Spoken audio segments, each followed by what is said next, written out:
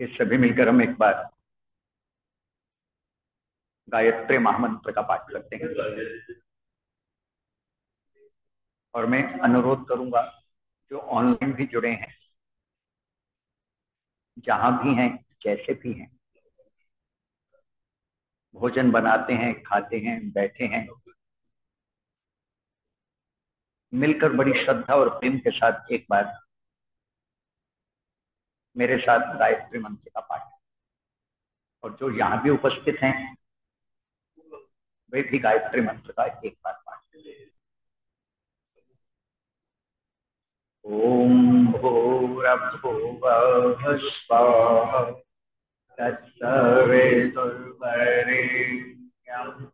भर्गो देवस्य धीमहि धियो यो नः प्रचोदयात्। ओम योगे योगे तव स्तरं वाचे वाचे अवामहे सखाय इन्द्रमोदये सहनौ भवतु सहनौ भुनक्तु सह वीर्यं करवावहै तेजस्विनावधीतमस्तु मा विद्विषावहै। शांत शांत शांत।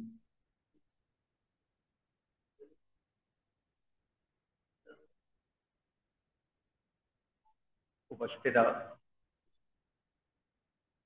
वंदनीय मातृशक्ति,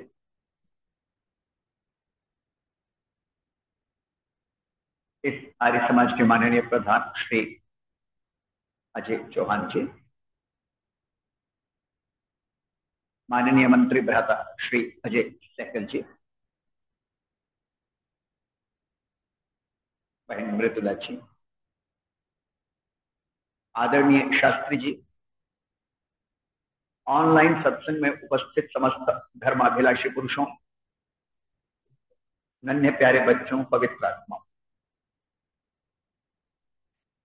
परमेश्वर की असीम कृपा है, पुनः आप सबके दर्शन का सौभाग्य और कुछ कहने का अवसर मुझे प्राप्त हो रहा है।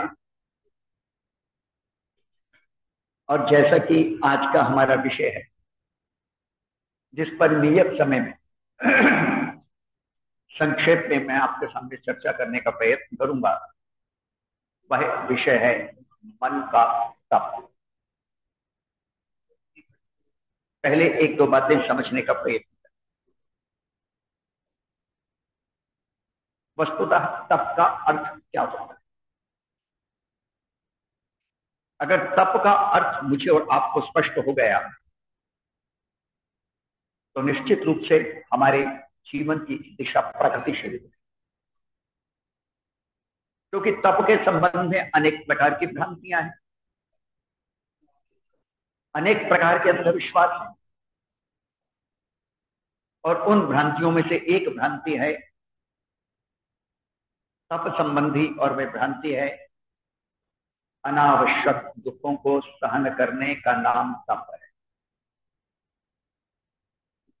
आपने देखा हो, कई व्यक्ति हैं शरीर को गला रहे हैं, सता रहे हैं, पीड़ित कर रहे हैं, व्यथा दे रहे हैं अकारण,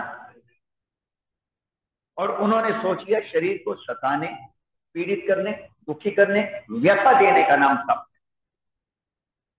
लेकिन हमारे ऋषियों ने समझाने का प्रयत्न किया कि नहीं, तप का अर्थ बड़ा सीधा सा अर्थ है, और वह अर्थ क्या है? द्वंद्वों को सहन करना। तपः द्वंद्व सहनम। अनेक परिभाषाएं तप की शास्त्र में मिलती हैं, लेकिन इस समय में एक परिभाषा। तप का अर्थ क्या हुआ? जो जीवन के भीतर द्वंद्व हैं, उन द्वंद्वों को प्रसन्नता पूर्वक स्वीकार करना। और जीवन के द्वंद्वों को जो प्रसन्नता पूर्वक स्वीकार करता है उसी को तपस्वी के नाम से पुकारा जाता है। इस बात को समझ लीजिए। और जीवन चलता ही द्वंद्व के भीतर है। Life is dialectical. किसी का भी जीवन ऐसा नहीं होगा जो द्वंद्व के भीतर नहीं होगा। श्रीमद् भगवत गीता के भीतर इस तप का बड़ा सुंदर वर्णन किया गया और कहा द्वंद्व में जो व्यक्ति निर्द्वंद्व रहता है वे व्यक्ति तपस्वी। अब द्वंद्व क्या होता है? द्वंद्व का अर्थ होता है जोड़ा। कैसे? सुख और दुख। क्योंकि आप जितने यहां पे बैठे हैं और जो मुझे सुन रहे हैं ऑनलाइन, एक व्यक्ति भी यह बता दे कि उसके जीवन के भीतर मात्र सुख और सुख ही मिला,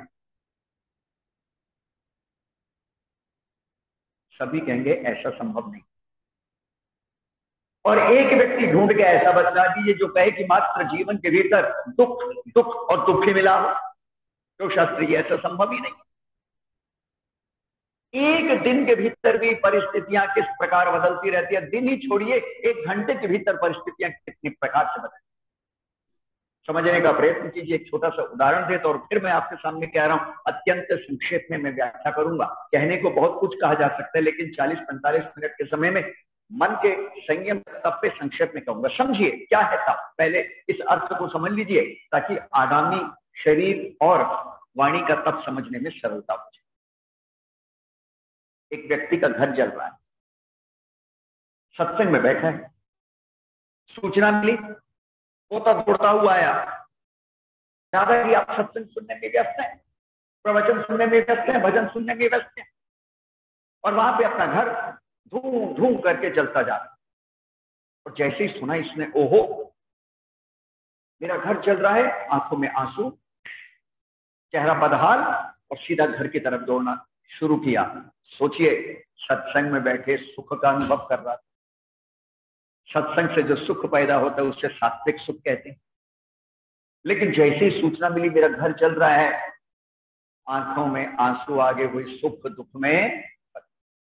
और जैसे ही घर पे पहुंचा, बड़े मजे की बात, अब यहां पे देखिएगा, बेटे ने कहा पिताजी रोते क्यों हो? पिता ने गुस्से में कहा तेरा दिमाग खराब हो गया, घर चल रहा है, रो तो क्या हंसू? चिंता मत करो, घर कल ही मैंने बेच दिया था। हमारा तो रहा ही नहीं, घर तो हमने कल ही बेच दिया था। बस इतना सुनना तो उसके चेहरे पे चमक आ गई। सोच विचार करके देखिएगा, सुख दुख और फिर क्या हो गया?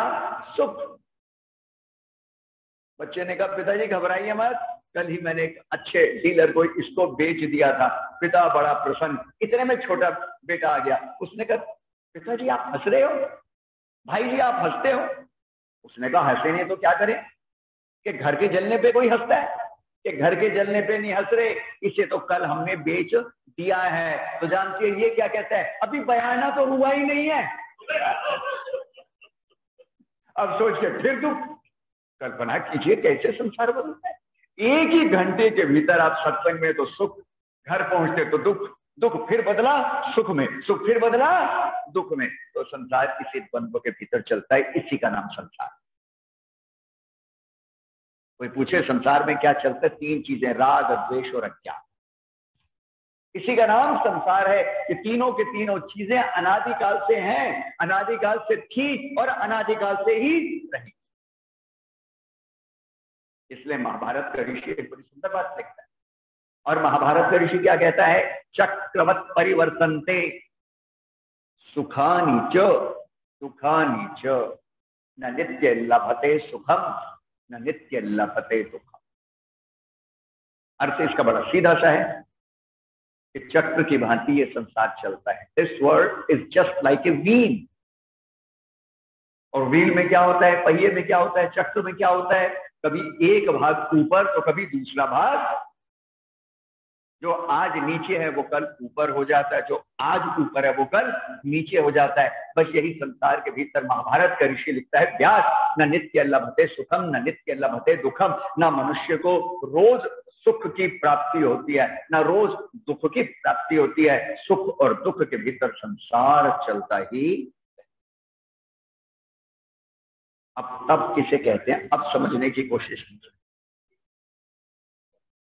तप किसे कहते हैं, अब ये बड़ा महत्वपूर्ण। इन दोनों के भीतर जो व्यक्ति स्थिर है, संतुलित है, समत्व को प्राप्त है, अविचलित है, अनब्रेकेबल है, अनडिस्ट्रक्टेबल है, अनचेंजेबल है, उसी को हम तपस्वी के नाम से पुकारते हैं। तपस्वी के लिए किन्हीं विशेष वस्त्रों को धारण करना आवश्यक नहीं, किन्हीं विशेष चिन्हों को धारण करना भी आवश्यक नहीं। तपस्या के लिए क्या अनिवार्य है, आपके मन का निर्द्वंद्व होना, आपके मन का संतुलित होना, आपकी बुद्धि का स्थिर होना। एक छोटा सा सूत्र निर्मित कर लीजिए, फिर आगे यात्रा करते हैं। जिस व्यक्ति की बुद्धि जितनी स्थिर है वह व्यक्ति उतना बड़ा तपस्वी है, और जिस व्यक्ति की बुद्धि जितनी अस्थिर है वह व्यक्ति उतना ही दुख भोगेगा, अतपस्वी है। व्यक्ति की बुद्धि स्थिर हो गई, चिन्ह कोई भी उसने धारण किया हो अंतर नहीं पड़ता, भाषा कोई भी बोलता हो अंतर नहीं पड़ता, वस्त्र कोई भी धारण करता हो अंतर नहीं पड़ता, किसी भी स्थान के भीतर पैदा हुआ हो अंतर नहीं पड़ता, क्योंकि बुद्धि निश्चल है, बुद्धि स्थिर है, माइंड स्टेबल। और जिस व्यक्ति की बुद्धि स्थिर नहीं, परिणाम क्या होने वाला है, वह व्यक्ति अस्थिर बुद्धि का स्वामी होने के कारण अपने जीवन में मात्र दुख को ही प्राप्त करेगा। वो विचलित ही होता रहेगा, वो डामाडोल ही होता रहेगा। इसलिए अडोल होने का एक उपाय, चित्त को समत्व में स्थापित, चित्त का समत्व में स्थापित होना ही तप है। श्रीमद् भगवद गीता, जिसके आधार पर मैं आपके सामने आगामी मासों में भी कुछ तप संबंधित संक्षेप में चर्चा करूंगा, उसमें 3 प्रकार के तप का वर्णन देखने को मिलता है। और ये 3 ही प्रकार के तप है, और ये तीनों प्रकार के तप क्या हैं, आपके शरीर, आपके मन, आपकी वाणी और आपकी आत्मा को परिष्कृत कर। इस बात को समझ लीजिएगा, जब आप तप के मार्ग पे चलेंगे या ऋषि व्यास के कथन अनुसार तप को अपने जीवन में अपनाएंगे, तो उसका परिणाम शरीर की शुद्धि, मन की शुद्धि अर्थात समत्व, वाणी की शुद्धि अर्थात वाणी का बलवती होना, और आत्मा ज्ञान विज्ञान से आलोकित और प्रकाशित हो जाए। आज पहले तप पे बात करें, वह है मन का तप। अब ऋषियों ने मन का तप क्या बतलाया, उसके भीतर कुछ विशेष लक्षण बतलाए कि इसे मन का तप कहते हैं, और जो इसे साध लेता है वह मन का विजेता बन जाता है। एक बड़ा सुंदर प्रश्न है, आदि गुरु शंकर से किसी ने प्रश्न किया, जगत को कौन जीत पाता है?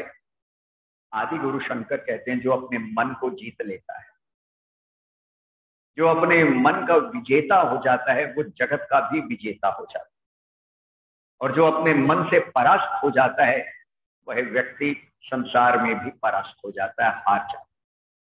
और एक अर्थ में यूं समझने का प्रयत्न कीजिएगा, अतिशयोक्ति के भीतर ही कहूं, जो व्यक्ति अपने मन को जीत लेता है, मानो वह अपराजित हो जाता है, ही बिकम्स इनविंसिबल। वह व्यक्ति अपराजित हो जाता है, फिर पराजय का मुंह उसे नहीं देखना पड़ता, फिर सफलता स्वयं उसका वर्णन करती है। किस व्यक्ति का वर्णन करती है? जो अपने मन को जीत लेता है। इसलिए बड़े सामान्य शब्दों में हिंदी के कवियों ने समझाने का प्रयत्न किया, और हिंदी के कवियों ने क्या समझाने का प्रयत्न किया? वे कहते हैं, सुनो मन के हारे हार है, मन के जीते जीत, पार ब्रह्म को पाइए मन ही के पर। अब ये मन का तप क्या है? जिस मन को जीत लेने से आप शक्तिशाली हो जाते हैं, जिस मन को जीत लेने से आप समाधि की ओर अग्रसर होते हैं, जिस मन को जीत लेने से आप विषय वासनाओं को नियंत्रित कर पाते हैं, जिस मन को जीत लेने से आप आनंद के सागर में डुबकी लगाने लगते हैं, आनंद युक्त हो जाते हैं, उस मन के तप के लिए की। श्रीमद् भगवद गीता के 17वें अध्याय के 16वें श्लोक में भगवान कृष्ण समझाने का प्रयत्न करते हैं। और ये जो 17वां अध्याय है बड़ा प्रसिद्ध अध्याय है। हर अध्याय अपने आप में प्रसिद्ध है और हर अध्याय के भीतर कुछ ना कुछ विशिष्ट बातें हैं। अभी जैसे मैं आपके सामने सत्संग कर रहा हूँ, विचार कर रहा हूँ, प्रवचन कर रहा हूँ, ऐसे मैंने पिछले कुछ वर्षों में हर अध्याय के 5 महत्वपूर्ण श्लोकों पर 90 प्रवचन किए। 18 पंजे 90, हर अध्याय के 5 महत्वपूर्ण श्लोकों पर 90 प्रवचन एक सीरीज के भीतर, धारा के भीतर किए थे। तो उसमें से एक ये छोटा सा उसका अंश है। अब ये 17वां अध्याय, आदरणीय चौहान जी भी आए हैं, उनका भी हार्दिक स्वागत और अभिनंदन। अब यही जो 17वां अध्याय है, 18 ही अध्याय श्रीमद् भगवद गीता में पाए जाते हैं। एक छोटा सा आपको वर्णन दे दूं।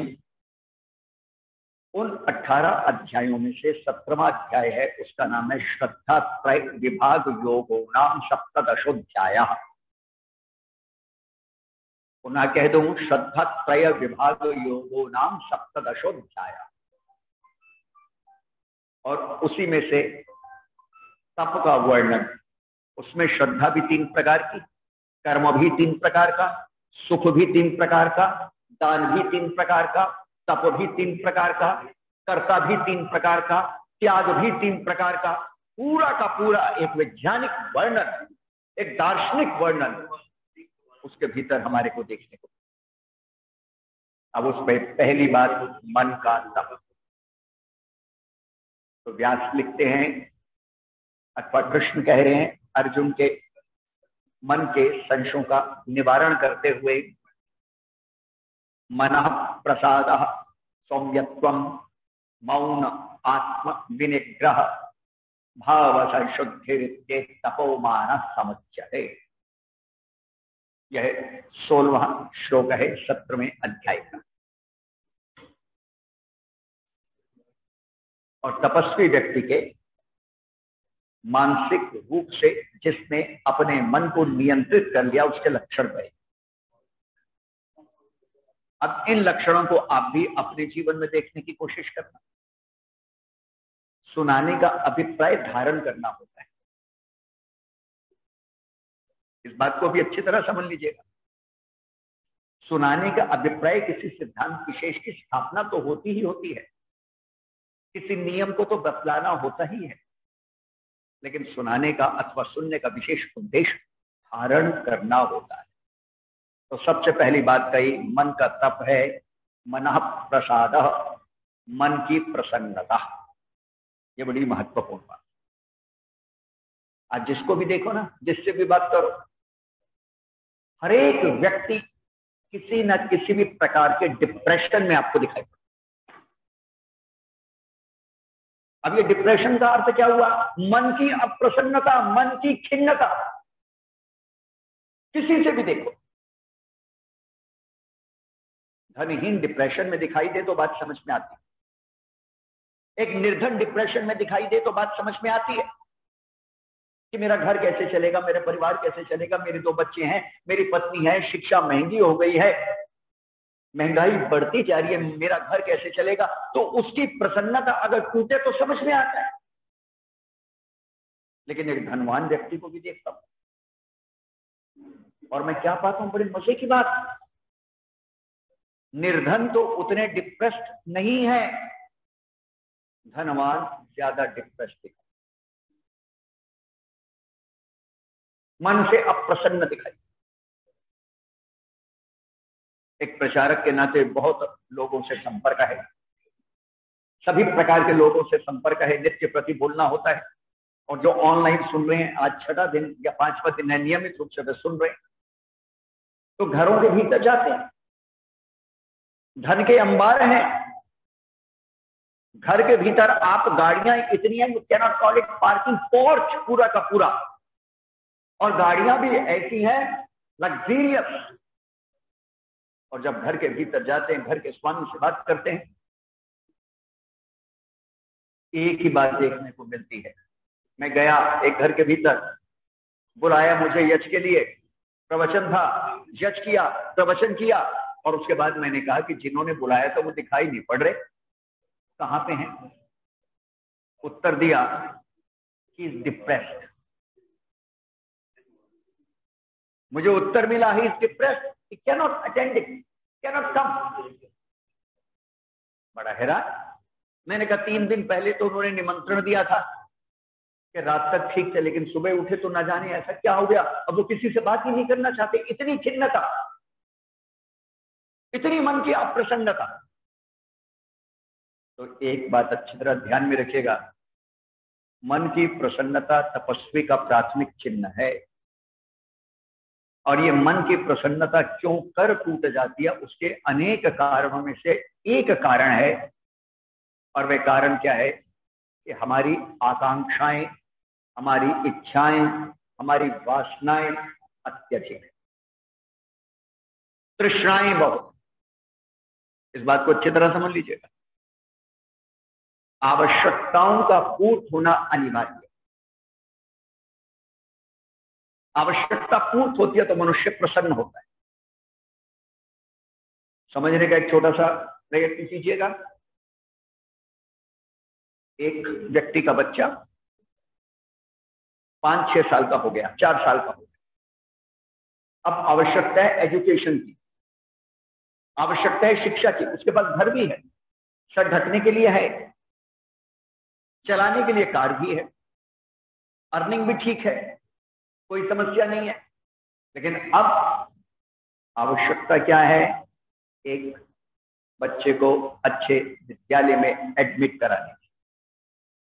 अमेठी में गए, सारे बैठे हैं अमेठी वाले, उन्हीं की बात कर लेते हैं। अमेठी में गए, एडमिशन हो गया, आवश्यकता पूरी होगी तो कितना प्रसन्न होगा। सोचिए, आवश्यकता थी, शिक्षा तो आवश्यकता है ना, विलासिता नहीं है। इस बात को समझिएगा, शिक्षा क्या अनिवार्यता है, विलासिता नहीं है। अब विलासिता क्या हो जाती है?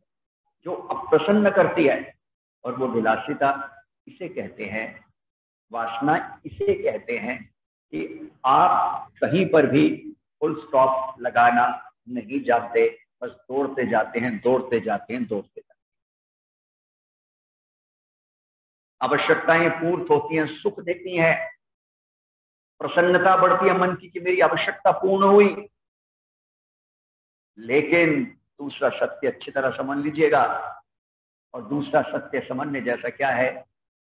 वासनाएं न कभी भरी थी, न कभी भरी है, न कभी भरे। ये बड़े मजे का सत्य है, लोग इसे समझना ही नहीं चाहते। सत्य को तो समझना ही नहीं चाहते ना। वासनाओं का पेट कैसा? कभी भरा ही नहीं, भर ही नहीं सकता, कोई रास्ता ही नहीं। जिसे कहते हैं दुष्पूर, next to impossible to fulfil your passions. आप भर ही नहीं सकते। एक दिन की बात समझने की कोशिश कीजिएगा। एक राजा का बेटा गुरुकुल में आया, बड़ा महत्वाकांक्षी, बहुत एम्बिशियस।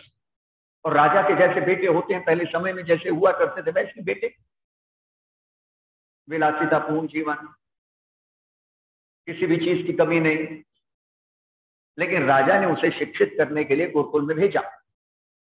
और जब वे गुरुकुल के भीतर पहुंचा तो अपने आचार्य से, जो कि एक तपस्वी आचार्य था, जब भी वो बात करता किस बात की बात करता? मेरा राज्य इतना, मेरा साम्राज्य इतना, मेरा धन इतना, मेरा वैभव इतना, मेरी प्रतिष्ठा इतनी, मेरे घोड़े इतने, मेरे नौकर इतने, मेरे चाकर इतने, मेरे सजदे करने वाले इतने, मेरा मान करने वाले इतने, मेरा सम्मान करने वाले इतने। तो जब भी वो चर्चा करता, जब भी वो चर्चा करता, ये चर्चा करता। लेकिन बड़े मजे की बात, जब वो चर्चा करता तो उसका आचार्य एक ही बात कहता था, तपस्वी आचार्य, कि राजकुमार सब है लेकिन फिर भी तुम अशांत हो। बड़े मजे की बात है। सब है तब भी तुम्हारे चित्त में मन में प्रसन्नता नहीं है। उसने कहा यही तो आचार्यवर्ग समस्या है, मेरे गुरुदेव समस्या है, तभी मेरे पिता ने मुझे यहाँ पे भेजा है कि सब है लेकिन फिर भी प्रसन्नता नहीं, सब है लेकिन फिर भी शांति नहीं है, कैसे संभव होगी। उसने कहा चलो आज मैं तुम्हारे को समझाता हूं। चल पड़े। गुरुकुल में कुआं बना हुआ था, कुएं में लोग नहाते थे, ब्रह्मचारी नहाते थे, बाल्टी से पानी खींचते थे, उसी से नहाते थे। अब आचार्य ने अपने इस राजकुमार यानी ब्रह्मचारी को एक बाल्टी दी, समझिए प्रतीक, एक बाल्टी दी और बाल्टी देते हुए कहा इसे भरो और मैं नहाना चाहता हूं, मेरे पे उड़े लो, मुझ पे डालो। आचार्य बैठ गए। राजकुमार ने कहा ये कौन सी बड़ी बात है, आपकी सेवा तो मैं कर ही सकता हूं, आप मेरे गुरु हैं, आप मेरे आचार्य हैं। इसने बाल्टी को डाला और जैसे बाल्टी को भरता, बाल्टी भरते ही नहीं, आचार्य पे डाले क्या। इसने दोबारा कुएं के भीतर पानी में बाल्टी को डाला, बाल्टी को बाहर खींचा, आचार्य पे डालने लगा, स्टिल इट वाज एम्प्टी, फिर खाली थी। इसने फिर डाला, फिर किया। अब ये कर करके थक गया और आचार्य बैठा बैठा प्रतीक्षा करता रहा। और आचार्य जी ने एक प्रश्न किया, भाई कितनी देर मैं प्रतीक्षा करूं, कितनी देर मैं इंतजार करूं नहाने का, आधा घंटा हो गया, तुम बार बार पानी को कुएं में डालते हो, बाल्टी को रस्सी से खींचते हो, लेकिन मुझ तक पानी नहीं पहुंचता। उसने कहा आचार्य वह बड़ी विचित्र सी बात यह है, पानी पहुंचेगा कैसे, आपने बाल्टी ऐसी दी है जिसका तला ही नहीं है जिसका तला ही, उसमें पानी भरेगा क्या। मैं कितना भी प्रयत्न कर लूं, मैं खींच रहा हूं, आप नहाने के लिए बैठे हैं, पानी की एक बूंद भी ठहरती नहीं।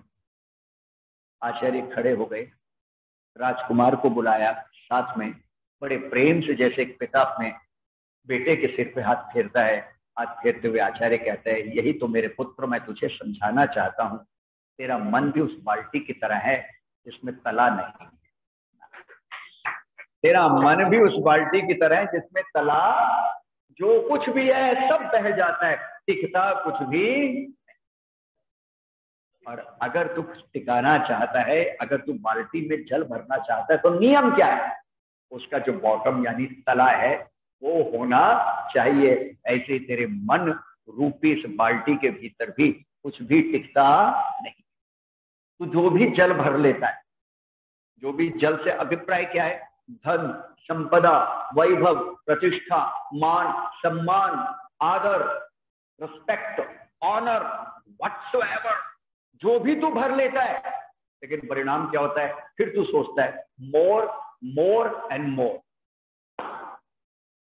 फिर तू सोचने लगता है और उसका परिणाम क्या होता है, परिणाम क्या होता है, और के चक्कर में, अधिक अधिक के चक्कर में जो आज है तो उसका भी आनंद नहीं ले पाता। तो तेरे मन में भला प्रसन्नता कैसे है। प्रसन्नता का सूत्र है आवश्यकताएं पूर्ति कीजिए, वर्तमान में जिए, जो परमेश्वर ने दिया है उसका धन्यवाद कीजिए और आगे के लिए प्रयत्न कीजिए। समझ लीजिएगा, आवश्यकताओं को श्रम से पूर्त कीजिए। दूसरी बात, लिव इन प्रेजेंट, वर्तमान में जीने का प्रयत्न कीजिए। और एक बात अच्छी तरह ध्यान में रखिएगा, जो बीत गया उससे आपको सुख नहीं मिलेगा, जो आएगा उसकी व्यर्थ चिंताओं से भी आपके मन के भीतर प्रसन्नता नहीं बढ़ेगी, खिन्नता बढ़ेगी। लेकिन जो चल रहा है अगर उसका आपने सदुपयोग किया तो निश्चित रूप से आपके मन के भीतर प्रसन्नता। एक व्यक्ति ने बड़ा सुंदर लिखा, इन तीनों वर्तमान भूत और भविष्य को समझाते हुए और समझाया कैसे हम इसका सदुपयोग करें, और वो कॉमर्स के टर्मों में समझा रहे हैं। आप सब एजुकेशनिस्ट हैं, इस बात को बड़ी अच्छी तरह समझ जाएंगे। आप में से बहुत ऐसे होंगे जो कॉमर्स भी पढ़े होंगे। और वो क्या लिखता है, ये बड़ी सामान्य बात है, भाई अजय जी ने तो पूरी जिंदगी बैंक में ही काम किया तो बड़ी अच्छी तरह समझ जाए, है ना। तो वो क्या लिखता है, pass is a cancelled cheque. क्यों जी, pass is a cancelled cheque, English का वो मैंने पढ़ा था तो वही उदाहरण दे रहा हूं। Past is a cancelled cheque, जो चला गया वो क्या है? Cancelled cheque. वो वापस तो आने वाला तो ये आ जाएगा। अभी जो मैंने प्रवचन शुरू किया 7 बजे, वो 7 बजे शुक्रवार 28 जुलाई वापस गया। Gone is gone. जो चला गया सो उसकी इतनी चिंता किस लिए? Past is a cancelled cheque. अब फ्यूचर के बारे में सुनेगा, भविष्य क्या है वो लिखता, future is a promissory note. वो तो एफडी 5 साल में पूरी होगी, but present is purely cash in your hand. But present is purely cash in your hand, use it wisely. आप इसका बुद्धिमत्ता से प्रयोग कीजिए। जब बुद्धिमत्ता से इस वर्तमान का जो चल रहा है जब आप प्रयोग करेंगे तो खिन्नता नहीं होगी, प्रसन्नता। और एक हिंदी के शायर में बड़ी सुंदर बात लिखी कवि ने कि कई लोग हैं ना, कल क्या होगा, ऊंट किस करवट बैठेगा, इसी चिंता में जीते हैं। 3 तरह के व्यक्ति हैं। एक जिएगा जो बीत गया उसी को पकड़ के, my past was very glorious, है ना, बड़ा सुंदर था मेरा जो समय बीत गया। एक प्रकार का व्यक्ति वो छिन नहीं रहेगा, जो बीत गया वो वापस तो आएगा नहीं, लेकिन स्मृति के भीतर तुम्हारे अंकित हो गए, तुम्हें परेशान करेगा। क्योंकि मैंने पहले भी आपसे बता दिया, संसार में कुछ भी स्थिर बदलता ही। एक व्यक्ति है जो फ्यूचर में जिएगा, जो केवल भविष्य की योजनाएं बनाएगा, ऐसा तो वैसा, ऐसा तो वैसा, ये हो गया तो वो हो गया तो वो हो गया तो वो। और मेरे तो एक मित्र हैं, वो बड़े व्यंग करते हैं, बड़े हंसते हुए, कि जो केवल कल की योजनाएं बनाते रहते हैं कि ऐसा हो गया वैसा हो गया, मानो वो ईश्वर ही हो गए, उन्हें पता चल गया कल क्या होगा। भला कौन जानता है कल क्या होगा? एक कवि ने जिसकी बात मैं कह रहा था, देखो कितना सुंदर लिखा। कल के लिए जो बहुत ज्यादा चिंतित, जैसे पीड़ित, दुखी रहते हैं, जिससे उनकी मन की प्रसन्नता खिन्नता में बदल जाती है, वो क्या कहते हैं? मौत आएगी तो मर भी लेंगे। वो तो मरना ही है भाई, क्या कर लोगे? अगर आ गई तो डिनाई भी तो नहीं कर सकते, ये भी तो नहीं कह सकते कल। वो कहेगी मैं बहरी हूं, मैं अंधी हूं, मैं नहीं सुनती कल परसों, ना मैं देखती हूँ ना मैं सुनती हूँ। मुंशी प्रेमचंद का बड़ा सुंदर व्यंग है, बहुत अंधी और बहरी होती है, ना देखती है ना सुनती। फिर वो क्या लिखते हैं कभी, मौत आएगी तो मर भी लेंगे, उससे पहले मरना क्या, कल का दिन किसने देखा है, आज का दिन खोए क्यों, जिन घड़ियों में हंस सकते हैं उन घड़ियों में रोएं क्यों, जिन घड़ियों में हंस सकते हैं उन घड़ियों में, कि भाई जिन घड़ियों के भीतर प्रसन्न रह सकते हैं, आगामी भाई ऐसा हो जाएगा, ऊंट इस करवट बैठेगा, ये होगा वो होगा, अरे छोड़िए और मान के चलिए जो वर्तमान में संभाल रहा है वो भविष्य में भी संभाल। और जब भविष्य आएगा ना, वो भी वर्तमान के रूप में ही आएगा। कल जो आएगा, इस बात को समझ लीजिएगा, वो आज के रूप में ही आएगा, कल कभी नहीं आता। तुझे आया कभी किसी का कल? नहीं, आ ही नहीं सकता, कोई रास्ता ही नहीं है। कल भी जो आएगा ना वो आज के रूप में ही आएगा। इसलिए वो जो कल आज के रूप में आएगा, उसके लिए आज के इन सुनहरी पलों को खोना अपने आप में मूर्खता। तो जो तपस्वी व्यक्ति क्या वर्तमान में जीता है, जितना वर्तमान में जिएंगे हम, उतनी मन की प्रसन्नता बढ़ती जाए। तो पहला सूत्र मैंने आपके सामने कहा, मन की प्रसन्नता का पहला सूत्र है वर्तमान में जिए। दूसरा सूत्र कह देता हूं, फिर आगे बढ़ता हूं, क्योंकि पूरे मेरे को मन के तप के विषय को भी समेटना है। बड़े सारे सूत्र हैं, लेकिन दूसरा सूत्र, और दूसरा सूत्र है व्यर्थ की स्मृतियों को मन पे मत ढोइए। व्यर्थ की बातों को समझने की कोशिश कीजिएगा। बड़े सारे सुंदर सुंदर फूल लगे हुए हैं, सुगंध आ रही है, क्यों आ रही है? क्योंकि फूल लगे। अगर यहां पर गार्बेज, कचरा फेंक दें, फूल हटा दें, सुगंध आएगी, दुर्गंध आएगी? क्यों आएगी? कचरा है। ऐसे ही मन के भीतर व्यर्थ यानी कचरे जैसी स्मृतियों को मत भरिए, अन्यथा मन के भीतर भी दुर्गंधी उठेगी। और मन के भीतर अगर रखना है, किसी चीज को स्थान देना है, तो किस चीज को स्थान दीजिए? फूल जैसी सुगंधित स्मृतियों। और फूल जैसी मधुर स्मृतियां हर व्यक्ति के जीवन में दो प्रकार की स्मृतियां होती हैं भाई। एक होती है दुखदाई, एक होती है सुखदाई। मैं फिर कह दूं, सबके सारी की सारी स्मृतियां सुखदाई नहीं, सारी की सारी दुखदाई नहीं, कुछ सुखदाई भी होती है। सुखदाई क्या? कहीं आप गए उदाहरण, लोगों ने आपका मान सम्मान किया, आपकी प्रशंसा की, सुखदाई स्मृति। आपको लगा बड़े शालीन लोग हैं। कहीं आप गए, गर्मी में आए, उदाहरण समझ लीजिएगा, यहाँ तो फिर भी एसी है सबका सब, मान लीजिए जून जुलाई का महीना, ह्यूमिडिटी भी है, गर्मी भी है, आप किसी के घर गए, उसने सबसे पहले आपको कुछ नहीं कहा, एक गिलास पानी दे दिया। आप कहेंगे कितना अच्छा आदमी, मैं प्यासा था, बाकी बातें तो बाद में, क्यों आई हो, कैसे आई हो, इतनी गर्मी में आया हूं, पानी दिया। एक अच्छी स्मृति अंकित हो, आपको लगा बड़ा सज्जन आदमी, ठीक है। घर से बाहर निकले, उनसे जो भी काम था, कार में जा रहे और एक बाइक वाला आगे से आ गया और उसने 4 आपको गालियां दे दी, माफ कीजिएगा। बड़े मजे की बात, बुरी स्मृति आ गई, यार मेरा तो कोई दोष भी नहीं, मैं तो अपनी सही साइड पे जा रहा हूँ, राइट डायरेक्शन में जा रहा हूँ, गलत ही नहीं जा रहा, गलत ही आ रहा है, गलत ही बोल रहा है। अब आपके मन के भीतर क्या हुआ? वो बुरी स्मृति चिपक गई। अब आप रात को सोने गए। और एक बात अच्छी तरह ध्यान में रख लीजिएगा, मनुष्य के मन का स्वभाव ही कुछ ऐसा बन गया है, फूल जैसी सुगंधित स्मृतियों को तो ध्यान ही नहीं करता, लेकिन कांटे जैसे चुभने वाली स्मृतियों को संभाल कर। यह मनोवैज्ञानिक सत्य, बड़ी विचित्र सी बात।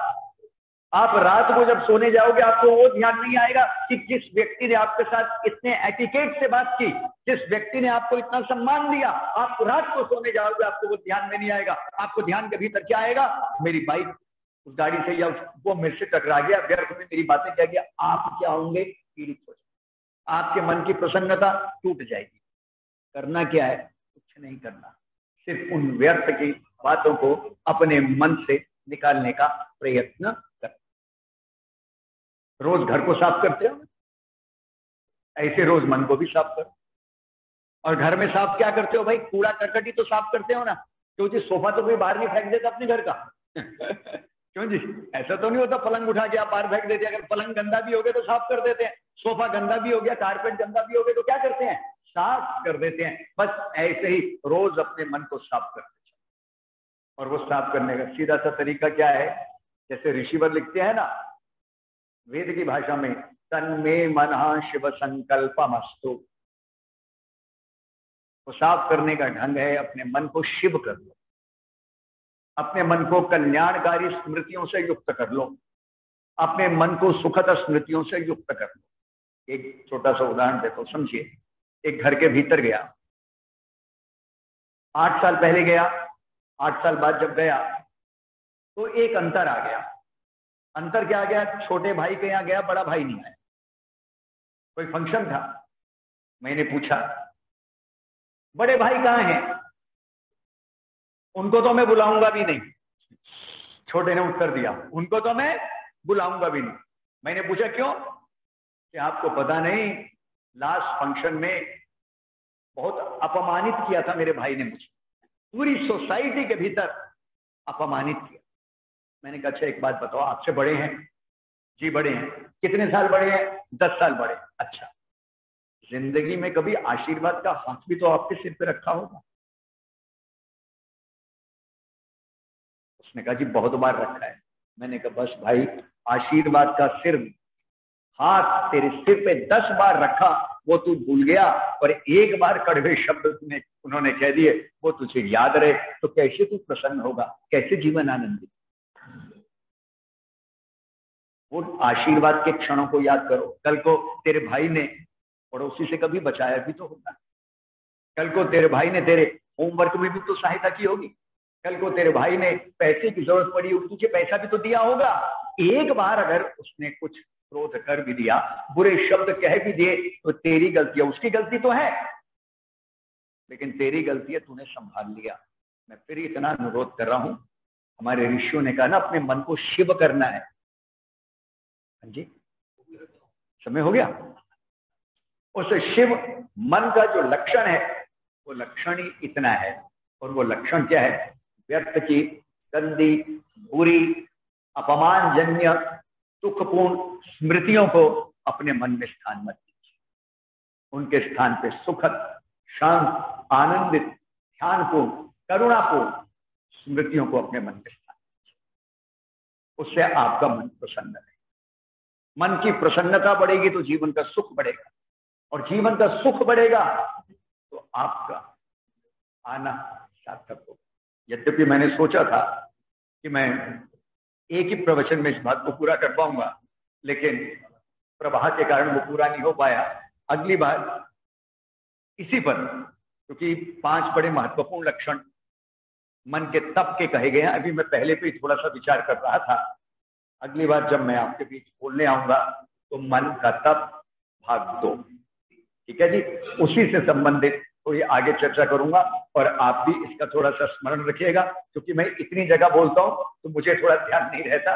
और पिछली बार एक मिसअंडरस्टैंडिंग हो गई, जिसके कारण मैं घर पे तो उपस्थित था, यहाँ नहीं था। ऑनलाइन का मैं जुड़ा हुआ था, लेकिन मुझे शायद मिसअंडरस्टैंडिंग ये रही, यहाँ नहीं आया, तो उसके लिए मैं क्षमा चाहता हूँ। शेष अगली बार आपके सामने निवेदन करूंगा। आपने मेरी बातों को बड़ी शांति से सुना है, इसके लिए मैं आपका धन्यवाद करता हूं। बोलिए सत्य सनातन वैदिक धर्म की जय। ओम शांति शांति शांति। आचार्य जी, बहुत सारे लोग आपको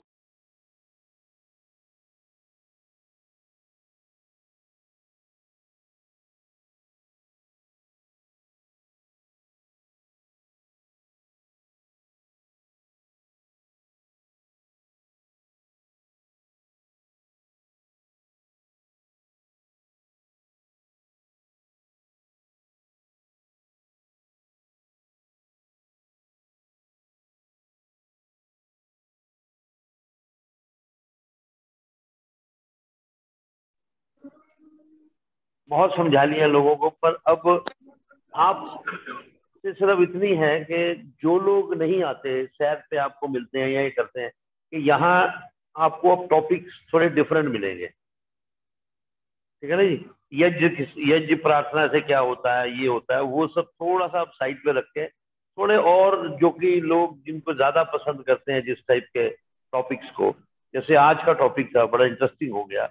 और सबसे बड़ी बात है कि जब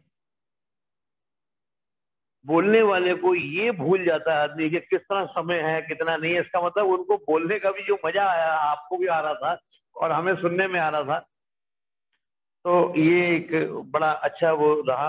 और अगली सप्ताह जो आपका रहेगा, और आपसे कोशिश है कि भाई अगर आप एक के साथ एक और ले आए कि how to gain a self confidence, आत्मबल की वृद्धि कैसे वेदों के अनुसार। अब वो टॉपिक ऐसे लग रहा है यार, फिर वही, इसीलिए पहले मैंने इंग्लिश में बोला है कि how to improve your self confidence, ठीक है ना जी। बोलने वाले भी हमारे वही बंदे होंगे, पुराने होंगे, जिनमें वो कला है, उनको बुलाया जाएगा, वो बोलेंगे उसके ऊपर, क्योंकि धर्मवीर जी अच्छा टॉपिक है ना ये। हाँ, तो इसके ऊपर रहेगा। मैं कोशिश करूंगा कि ज्यादा से ज्यादा लोगों तक हमारे हैंडबिल और ये सब प्रचार वगैरह जो है वो थोड़ा सा हो जाए। थोड़ा आजकल डर डर के भी चल रहे हैं, क्योंकि लाखों रुपया खर्च हो गया, जो जोड़ा हुआ था जेब में वो भी निकल गया। तो थोड़ा सा इकोनॉमी को देखते हुए मैं बहुत ज्यादा आगे नहीं दौड़ सकता, लेकिन फिर भी धीरे धीरे वो वापसी आ जाएगी। और जो लोग हमें यहाँ देखते हैं ना, उसके बाद कई लोगों को ये पता है कि ये फेसबुक पे भी अवेलेबल है, तो आराम से देखेंगे। मैं जब फ्री हो जाऊंगी, आया मेरी भाई नौकरानी चली जाएगी, पोछा वोछा लग जाएगा, उसके बाद देखोगे। उसका भी हमें फीडबैक मिलता रहता है कि कितने लोगों ने इस हफ्ते में हमें देखा। वो अजय टंकारा वाला में अगर आप जाओगे तो आपको पिछले 1.5 साल के सारे प्रवचन आपको मिल जाएंगे। तो उसमें भी हमारी वो वृद्धि हो रही है दिन ब दिन। और आज का प्रसाद जो है वह हमारे ग्रोवर साहब हैं, इनके समधन हैं इंदु शर्मा जी, जो कि मुनीरका में रहती हैं, मुनीरका एंड वे में, उनकी तरफ से प्रसाद है। तो उनका बहुत बहुत धन्यवाद। अब पहले प्रसाद स्पॉन्सर आते थे, अब नहीं आए, ये 6 महीने बाद पहला कोई आया है। तो इसलिए अगर आपका भी बीच बीच में दिल करे, कोई बर्थडे, कोई ये कोई वो, किसी तरह से भी किसी को भी याद करना हो। हाँ, पिछली बार आनंद भैया ने दिया था जी। अगले सप्ताह, अगले सुन तो लीजिए मेरी तरफ, अगले सप्ताह मेरी ओर से प्रसाद होगा, और कृपया करके मतलब छोटा मोटा डिनर होगा, तो कृपया करके उसी हिसाब से दोपहर को कुछ कम खाइएगा। तो और आपकी जानकारी के लिए भी एक और बात बता दूं कि हर आदमी का अपना अपना एक स्टाइल होता है। मेरा एक अपना स्टाइल है। टंकारा में मेरे एक आदमी ने मुझे कहा कि मैं जी हर वर्ष पिछले 8 साल से टंकारा आता हूँ, और मैं कोई प्रवचन सुनने नहीं आता, मैं अजय जी सिर्फ आपको ही सुनने आता हूँ। उसने मुझे प्रेरणा दी, और मेरी कहा कि आप एक पुस्तक लिखो। प्रेरणा ये दी कि अजय से गपशप, ये उसका नाम है ये। तो मैं अब थोड़े थोड़े अपने वो पॉइंट लिख रहा हूँ कि जिसको, और वो आदमी उसको आगे एलोबरेट कर देगा तरीके से। तो अजय की गपशप, क्योंकि ये आपको पता है कि पिछले 10 सालों से मुझे कुछ ना कुछ यहाँ से चुटकुला या कुछ ना कुछ आपके लिए सुनाना पड़ता मुझे, वो मेरी आदत है। तो आज देखिए हमारे साथ श्री अथर्व चौहान जी, जो कि पलक और अभिनव चौहान जी का बेटा है, आर्य समाज का हमारा सदस्य। उसके बाद अमृतपुरी जी, वो तो मतलब हमारे जो मृदुला चौहान जी हैं और अनंत चौहान जी, उनका पोता है। और अमृतपुरी जी जो हैं वो हमारे जो KL पुरी जी हैं, वाइस प्रेसिडेंट, उनका पुत्र हैं। और उसके बाद मास्टर आर्यवीर, जो कि पूजा चौहान और अतुल चौहान जी का बेटा है। और हमारे प्रधान जी की पोती सोफिया मुक्ता और आशीष चौहान, उसका भी जन्म दिवस जो है वह इसी सप्ताह में गया है। और तीनों परिवार की ओर से हमें दान राशि में 5151 रुपये प्राप्त हुआ है। ये एक हमारे लिए कड़की के दिनों में बहुत सुखद सा लग रहा है। और जी, उसके बाद अथर्व और देखिए कौन कौन हमारे बीच में है सभी। तो तीनों को स्क्रीन पे आप ले लीजिए। हाँ, तीनों हैं स्क्रीन पे, ठीक है। चलिए जी, वो उनको वो भी कराना है जी पटका। आज हम आर्यवीर जूम हमारे आयुष्मान अथर्व चौहान जी, पुत्र श्रीमती पलक चौहान जी, डॉक्टर अभिनव चौहान जी, और पौत्र आदरणीय आनंद चौहान जी, मृदुला चौहान जी। इनका जन्म दिवस 23 जुलाई को श्री अमित पुरी जी, सुपुत्र श्री KL पुरी साहब, इनका भी 23 को। दूसरे हमारे आयुष्मान आर्यवीर जी चौहान जी, सुपुत्र श्रीमती पूजा चौहान जी, डॉक्टर अतुल चौहान जी, और पौत्र ग्रैंडसन आदरणीय डॉक्टर अशोक चौहान जी, श्रीमती अनिता चौहान जी। दूसरे हम आदरणीय हमारे प्रधान जी की पौत्री सोफिया जी, ये सुपुत्री श्रीमती मुक्ता चौहान जी और आदरणीय आशीष चौहान जी, ये हमारे सब मेंबर। और ये हमारी आदरणीय जो हमारी सोफिया है, हमारे प्रधान जी की पौत्री हैं, ये केवल 5 दिवस की थी, तब इन्होंने उनको यज्ञ में बैठाया। और हमने सारे संस्कार, मैंने कई बार जितने भी संस्कार हुए, आशीष जी ने मुझे बुलाया, आचार्य आपने आना। फिर प्रधान जी के लिए कहते कि आज ये संस्कार होगा। सारे संस्कार घर में बिटिया, और तीनों परिवारों में ये सारे संस्कार हुए। तो ये आदरणीय स्वामी सीतानंद जी महाराज और पूज्य उनके परदादा जी, उनका आशीर्वाद है। क्योंकि संस्कार जिनके पास होते हैं वो बड़े धनवान होते हैं।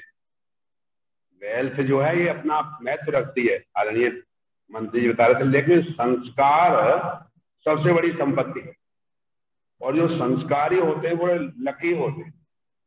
तो ये परिवार आदरणीय हमारे श्री आनंद चौहान साहब की प्रेरणा से, श्री अजय चौहान साहब की प्रेरणा से, डॉक्टर अशोक के चौहान साहब की प्रेरणा से ये संस्कार की जो गंगा है ये बहाते रहते हैं, और विभिन्न प्रकार के सारे विद्वान हिंदुस्तान से आते हैं, कराते हैं। तो मैं इस समय इन समस्त हमारे जन्म दिवस मना रहे इनके लिए सुखमय लंबी आयु, उत्तम स्वास्थ्य, अच्छे विचार, अच्छी आदतें और जीवन सुखद सफल मंगलमय रहे, और ये दिन इनके लिए शतायु पर्यंत सुखदायक हो, मंगलमय हो, ऐसी कामना करते हैं। आप सबके साथ हम वेद के मंत्रों से उनको आशीष देते हैं और आयुष्मान होने का आशीर्वाद देते हैं जी।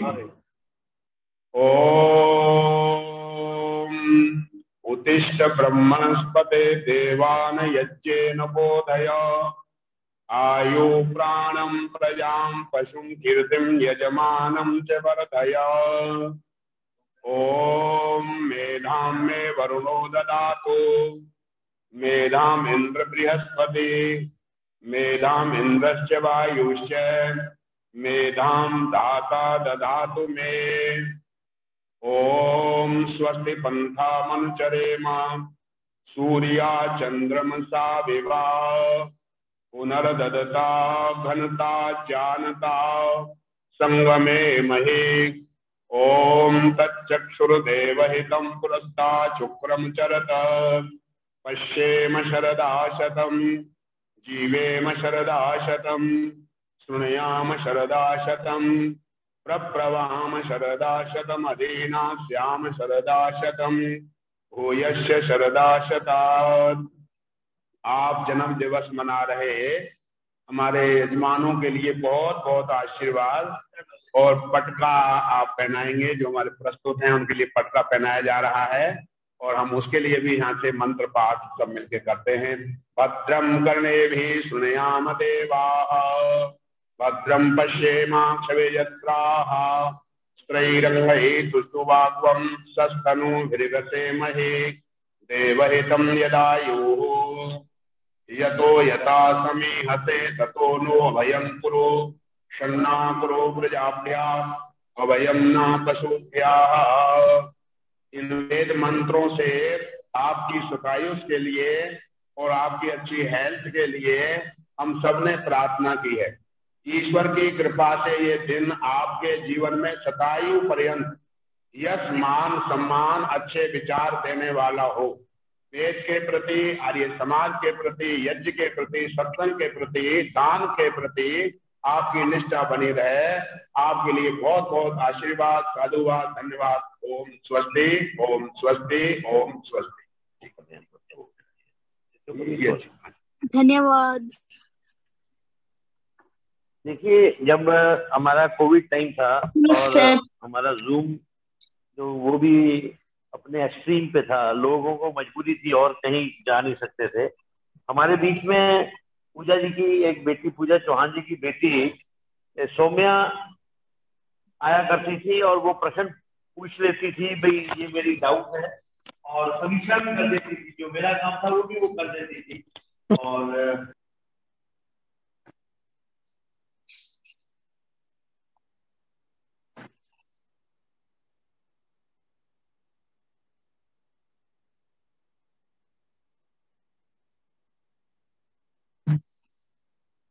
संस्कार होता है, फिर संस्कार हुआ, उसके बाद वेदारंभ। जब बच्चे गुरुकुल में जाया करते थे तो उससे पहले वेदारंभ जो ये कहते हैं अब आपको गुरुकुल में जाना है, तो ये अपनी एक भावना होती है कि भाई नहीं, हमने उसी ढंग से उस संस्कार को पूरा करना है। तो ये सब इसी हफ्ते किया जी। तो इसी हफ्ते और शीघ्र ही वो अमेरिका चली जाएंगी, और आशा रखते हैं कि वहां से भी जब तक सबको मिलेगा बच्चे को, वो हमारे को ज्वाइन करेंगी।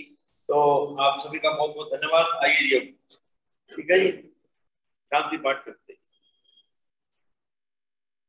ओम द्यौ शांति अंतरिक्षं शांति पृथ्वी शांतिरापा शांतिरोषधया शांति वनस्पतयः शांति विश्वे देवाः शांति ब्रह्म शांतिः सर्वं शांति शांतिरेव शांति सामा शांतिरेधि ओम शांति शांति शांति जुबले सोले अधिक धरती है दयानंद की वैसी दयानंद की भारत माता की गौ माता की वैदिक वाणी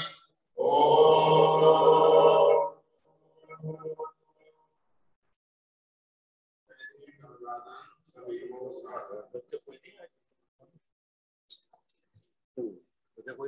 आज बच्चा